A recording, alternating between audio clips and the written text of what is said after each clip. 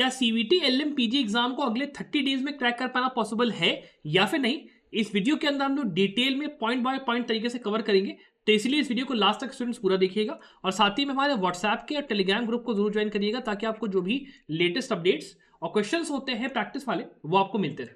अब बात करना शुरू करते हैं पहले पॉइंट के साथ। देखिए, अगर आप बात करते हो दिल्ली यूनिवर्सिटी या बनारस हिंदू यूनिवर्सिटी के लिए, तो आपको जो मार्क्स चाहिए डीयू के अंदर एक ऐसे स्कोर पे आने पर कि यहाँ पे आपको एटलीस्ट एक फाइटिंग चांस रहे कि मेरे को डीयू अगर मान लो 2 ईयर नहीं तो 3 ईयर मिल जाएगा, 3 ईयर भी अगर मान लो फर्स्ट राउंड नहीं तो एटलीस्ट लास्ट राउंड में मिल जाएगा।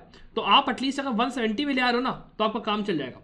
सेम चीज़ बीएचयू के साथ है, अगर 2 ईयर एलएम नहीं तो एटलीस्ट 1 ईयर एलएम के लिए आप अगर 160 लेके आ रहे हो, there is a very good chance कि स्पॉट काउंसलिंग तक एटलीस्ट आपको यहाँ पे यूनिवर्सिटी मिल जाए, फाइटिंग चांस आपके पास रहेगा।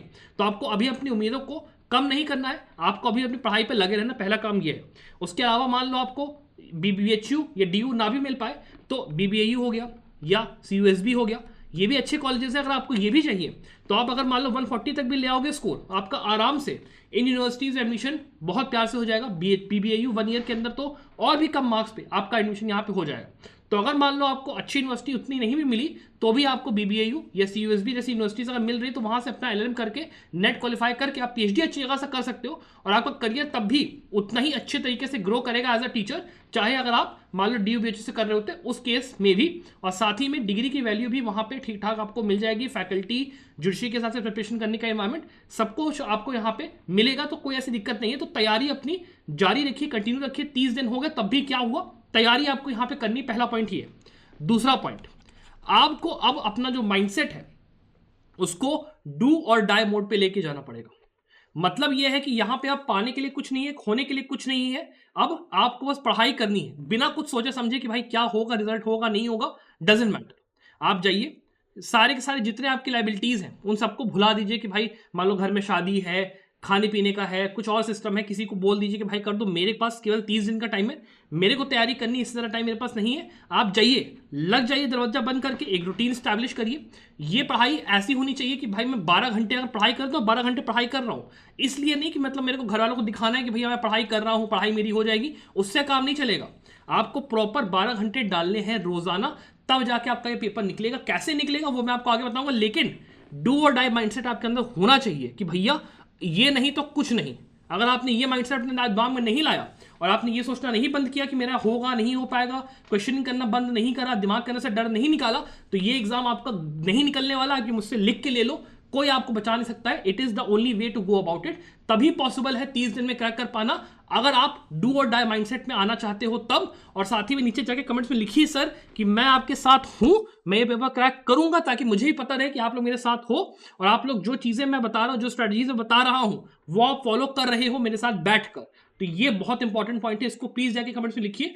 और साथ ही में स्टूडेंट्स, अगर आप इस बार चाहते हो कि आपको मेरे साथ मिलकर इस एग्जाम की तैयारी करनी है लास्ट 30 डेज में, तो आप हमारे कंप्लीट प्रिपरेशन कोर्स के अंदर 2499 में एनरोल कर सकते हो। 2500 रुपए बढ़िया कोर्स, सारे के सारे स्टडी मटेरियल, सारा का सारा वीडियो लेक्चर्स, मॉक पेपर्स पूरा इसके अंदर दिया हुआ है। आपको कहीं और जाने की कोई जरूरत नहीं, बस आइए वीडियो लेक्चर्स देखिए, मॉक पेपर्स लगाइए, एग्जाम की तैयारी करिए, कुछ और करने की आपको जरूरत नहीं है। तो इस कोर्स में एनरोल करना है, डेफिनेटली इसको चेकआउट करिए।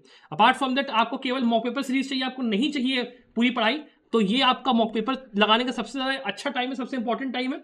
उसके लिए आपको 1499 में ये पूरा कोर्स अवेलेबल है। अगर आपको एनरोल करना है, इसको आप पूरा चेकआउट करिए। यहाँ पे साथ में मेरी मेंटरशिप भी आपको रहेगी, तो अगर आपको एनरोल करना है डेफिनेटली आप इस कोर्स में आ सकते हो। अब इसके बाद आते हैं हम लोग सबसे इंपॉर्टेंट अपने पॉइंट के ऊपर। आप अगर ये जो इंपॉर्टेंट सब्जेक्ट्स मैंने मार्क करे हैं, जो कि आपके एग्जाम के अंदर 190 से लेकर 220 मार्क्स कंसिस्ट करेंगे, अगर आप इनको ही केवल अच्छे से कर लोगे ना, तो ये आपका यहाँ पे एग्जाम आसानी से निकल जाएगा। आपको इसके अलावा जो नॉन इंपॉर्टेंट सब्जेक्ट्स हैं उनको करने की जरूरत नहीं है आपका, बिकॉज अगर ये से मैंने कहा बी और डीयू बीएचयू वगैरह के लिए 170 160 का स्कोर आपको चाहिए। आप अगर 190 ला रहे हो, आपने इतने क्वेश्चन अटेम्प्ट कर लिए और उसके बाद 50 या 55 के आसपास क्वेश्चन अटेम्प्ट कर लिए, और उसके अगर मान लो 10 क्वेश्चन गलत भी हो गए, तब भी आपका 180 तो आएगा ना, 170 तो आएगा ना। तो वहां पे आपका अच्छा खासा फाइटिंग चांस है। तो आप केवल और केवल अगर ये इंपॉर्टेंट सब्जेक्ट्स भी कर लेते हो, आपका ये पेपर यहाँ पे अच्छे से निकल सकता है, गिवन द फैक्ट कि आप इन जो सब्जेक्ट्स हैं इनको कायदे से करो। और उसके लिए एक स्टडी प्लान अगर मैं आपको बताऊं, तो जैसे कॉन्स्टिट्यूशनल लॉ हो गया, मेरे को पता है, तो कॉन्स्टिट्यूशन मेरे को प्रॉपर 2 दिन देने हैं।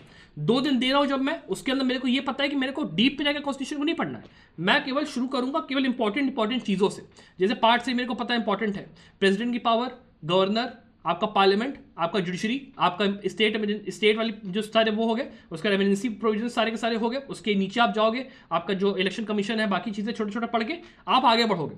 आप केवल जाओगे, मान लो आर्टिकल 12 है, आर्टिकल 12 देखा, उसके 2 केस लॉज देखे, लोकल अथॉरिटी क्या, अदर अथॉरिटी क्या, 5 केस देखा, मैं आगे बढ़ा। मैं डिटेल में पढ़ने नहीं बैठूंगा, जल्दी जल्दी जल्दी जल्दी क्विक क्विक क्विक एकदम जाऊंगा। जैसे आप पढ़ाई करते हो ना उस टाइम पे, जहां पे आपको कॉलेज के अंदर आप हो और आपका 2 दिन बाद जस्ट पेपर है और आपको बस खत्म करना है अपने सिलेबस को किसी भी तरीके से, that is the way you have to deal with this exam. यहाँ पे और कोई तरीका नहीं, डू और डाई है।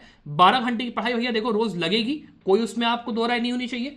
हर दिन जो इंपॉर्टेंट सब्जेक्ट्स है उसको आप, जैसे कॉन्स्टिट्यूशन को 2 दिन आपने दिया, एडमिन लॉ को आप जाइए, मान लो आधा ही दिन दे दो, कोई बात नहीं। यहाँ पे आप कंपनी लॉ के अंदर आओगे, सेबी और फेमा चाहो तो छोड़ दो, कंपनी लॉ 12 कर लो 1 दिन का टाइम देके। आईपीसी गए 2 दिन दे दिया, मान लो सीआरपीसी 1 दिन दे दिया, एविडेंस गए 1 दिन दे दिया। इस तरीके से कर करके केवल इंपॉर्टेंट सेक्शंस पढ़े, इलस्ट्रेशंस पढ़े, केस लॉज पढ़े, आगे बढ़े। ये नहीं सोचा कि भैया क्या मेरा स्कोर आएगा क्या नहीं आएगा, डजेंट मैटर। पढ़ाई करी, पढ़ाई करके अपना आगे बढ़े। मॉक पेपर्स की जब बात आती है तो मॉक पेपर्स आप लास्ट में, जैसे मान लीजिए आपने तैयारी शुरू करी अपनी 15 फरवरी या 20 फरवरी से मान लो, तो आपका पेपर भी देखो 14 उसके बाद होगा, 14 मार्च के बाद। तो आपका एटलीस्ट होता है मान लो 15 तारीख को, 20 तारीख को, हमें नहीं मालूम, लेकिन आपने मान लो तैयारी शुरू करी तो आप लास्ट के बस 5 दिन, मतलब 10 मार्च से बस बैठ जाना, 10 से लेकर 15 मार्च तक 5 दिन में बैठ के जितने मॉक्स लगा सकते हो उतने लगाओ। कोई आपको ये इमरजेंसी नहीं है कि भैया मेरे को 10, 15, 20 मार्क्स लगाने। आपको बस इतना पता है कि जितना आपके पास टाइम बचा है उस टाइम को आपको प्रॉपरली यूटिलाइज करना है अपने सब्जेक्ट की पढ़ाई करने में और उसके साथ में मॉक पेपर्स लगाने में, ताकि आपका एक ठीक ठाक स्कोर बने। और अगर मान लो मॉक पेपर में आपका स्कोर नहीं बन रहा है, आपके मान लो कम नंबर आ रहे हैं, मान लो आपको 110 ही आ रहा है, 90 नंबर आ रहा है, मत लगाओ मॉक पेपर। आप जाओ मॉक पेपर के अंदर एक क्वेश्चन आंसर अपना करके सबमिट कर दो पेपर को, और केवल ये देख लो कि भैया कौन कौन से क्वेश्चन का क्या क्या आंसर है, और उसको रिवाइज कर लो और अपना पेपर देने के बस चले जाओ। कोई कुछ करने की जरूरत नहीं है। और बस फिर भगवान पे भरोसा रखो कि भैया जो मैंने पढ़ाई करी है, जो चीजें मैं पढ़ के आया हूं, वो यहाँ पे एग्जाम में आ जाए। दैट इज द ओनली वे जहां पे आपके पास एक फाइटिंग चांस रहेगा अपना जो ड्रीम कॉलेज है वो पाने का। इसके अलावा कोई और ऑप्शन है नहीं। और मान लो अगर आपने थोड़ा सा और जल्दी अपनी पढ़ाई शुरू कर ली, 30 डेज की जगह मान लो आपके पास 40 डेज है, और आप चाहते हो कि नहीं सर मैं नॉन इंपॉर्टेंट सब्जेक्ट्स भी करके जाना चाहता हूँ, इंपॉर्टेंट भी करके जाना चाहता हूँ, तो आप ये समझ लो कि जो नॉन इंपॉर्टेंट सब्जेक्ट्स हैं इनका वेटेज केवल 80 से लेके 110 मार्क्स का होगा। मतलब इसका ये है कि इसके अंदर से जो आपका पेपर है करीब 16 क्वेश्चन से लेके आप समझ लो करीब 20-22 क्वेश्चन मे भी आ सकते हैं। 16 तो मैं इसकी ज्यादा ही बोल रहा हूँ, हो सकता है और कम भी हो सकता है आ जाए, तो ये इतना इंपॉर्टेंट नहीं है, आप इसको स्किप कर सकते हो। इसमें भी मान लो आप क्रिमिनोलॉजी, टर्मिनोलॉजी, जुवेनाइल जस्टिस और ये वाला विमेन लॉ पूरे रिपीट ही, इसको आप कर लो, प्रोफेशनल एथिक्स आप कर लो, ह्यूमन राइट्स लॉ कर लो और आईटीएल कर लो। इतना आप कर लो, आपका काम हो जाएगा। आपको आरटीआई, इंफॉर्मेशन, ये इंश्योरेंस लॉ, बैंकिंग लॉ, ये सब करने की जरूरत नहीं है यार, बहुत ज्यादा है इसमें। इवन जो आपका फेमा फेरा ये सब भी है, वो भी अगर आप छोड़ना चाहते हो आप छोड़ सकते हो। मतलब कठिन सब्जेक्ट्स को आप चाहो तो छोड़ दो, आप केवल ये सब्जेक्ट्स पढ़ लो, आपका ये और आपका थ्रेशोल्ड इंक्रीज हो जाएगा। फंडा बस ये है कि जो मैंने इंपॉर्टेंट सब्जेक्ट्स वहां बताए हैं उन सारे सब्जेक्ट्स को you have to do very very well. Well का मतलब ये है कि हर सब्जेक्ट को गए, रोज दिन गए, 12 घंटे की पढ़ाई करी, 12 घंटे की पढ़ाई में मैं बैठा, मैंने टॉपिक बाय टॉपिक गया। जैसे मैं कॉलेज की पढ़ाई करता था कि लास्ट के फाइनल डे में मैं रट के दे रहा हूँ, आप लोग सब ये काम कर चुके हो। सब आप लोग भैया, ऐसा नहीं है कि आप लोगों ने कॉलेज के एग्जाम्स नहीं दिए, पन्ने आपने नहीं भरे, ऑब्जेक्टिव पेपर्स आपने तैयारी नहीं करी, सबने करी है तैयारी, कोई बड़ी चीज नहीं, सब आपको आता है, यू ऑलरेडी नो इट। बस आपको जो आपका इनर एक वो होता है ना पढ़ाई करने वाला, एक जो आपका रूप है, आपका एक मोड है, वो आपको ऑन करना है। कॉन्करर की तरह आपको यहाँ पे पढ़ाई करनी है, और ये बात जान के चलना कि ये पूरी जर्नी बहुत ज्यादा कठिन होने वाली है, नो डाउट।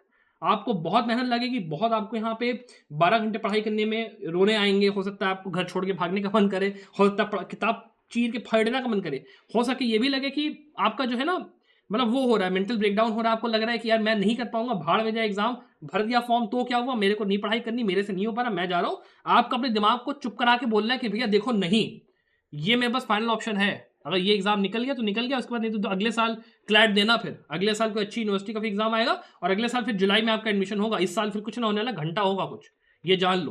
तो यही आपके पास फाइनल लास्ट ऑप्शन है, ये अपना दिमाग में मान के चलो और उसी के हिसाब से तैयारी करो।